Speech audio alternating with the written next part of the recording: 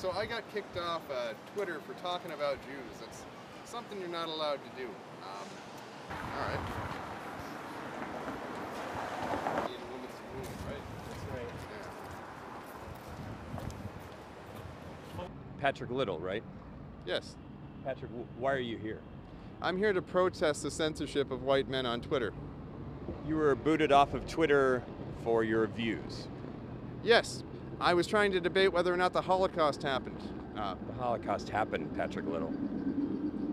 Well, I'd like to debate that. That's the one thing you can't talk about. As a matter of fact, I'll be landing in Austria in a few days, and I welcome the Jews to have me arrested there. And so you decided to come to Twitter headquarters and hold the sign. Yes, it's okay to be white, and that's something that these internet companies are slowly going to learn. The new public forum, the new public square is Twitter, is Gab. Just as I can go to the public forum and discuss anything in front of the town hall, I should be able to on Twitter as well. Just because the first person may have laid telephone lines at one point doesn't mean he has a monopoly on telecoms. Got it. The ADL runs Twitter. So, yes, they've opened up a regional headquarters here. I'm not going to debate facts about whether the Holocaust happened because that's Well, ridiculous. actually, it's legal to do that in this country. It's illegal in other countries. You can do that. I'm not going to debate whether the Holocaust. I mean, the Nazis themselves reported the numbers. What is a Nazi? Yeah, I've seen this. This is really. We have to get to Berkeley, but you, sir, what is your situation? You saw him? Yeah, I was just walking home from work and I saw him with the sign. We didn't get into the Holocaust denial until later. I started speaking Yiddish to him, and he responded in German.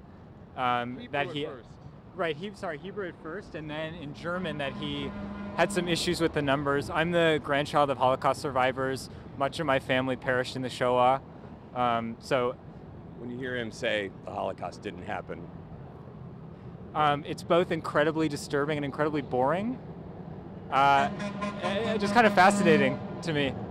But I felt like really the only thing I could do was stand here and make a sign and then invite my friend and comrade to make another sign. So we've been standing out here for a couple hours.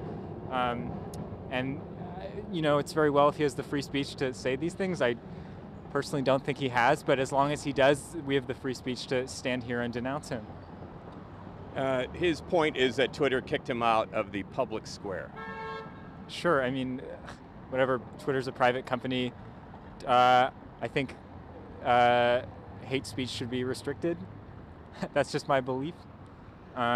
Speech which is hateful, speech which is threatening, speech which puts people's lives in danger. This guy, in a very subtle... In this country, speech is free. Is free, yeah. With very few limitations, whether you That's true, and we've seen what has happened when, speech has gone unchecked. Bottom line here, do you agree with Twitter taking them out of, as he calls it, the town square? Yeah, of course. Yeah, no Nazis on Twitter, no Nazis anywhere. What's a Nazi? You're a Nazi, bud. Okay, so a Nazi is any white that stands up for his people. No. What is a Nazi? That's not what you did.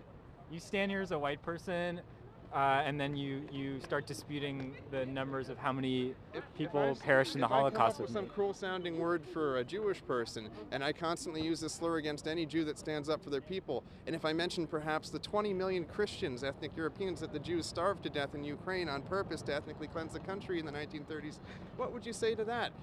So I'm not going to engage in a debate with you because that's completely pointless, and would only be giving you exactly what you want, and I have zero interest in debating you. What about the genocide in Palestine? How come only these supposed Nazis have this monopoly on genocide?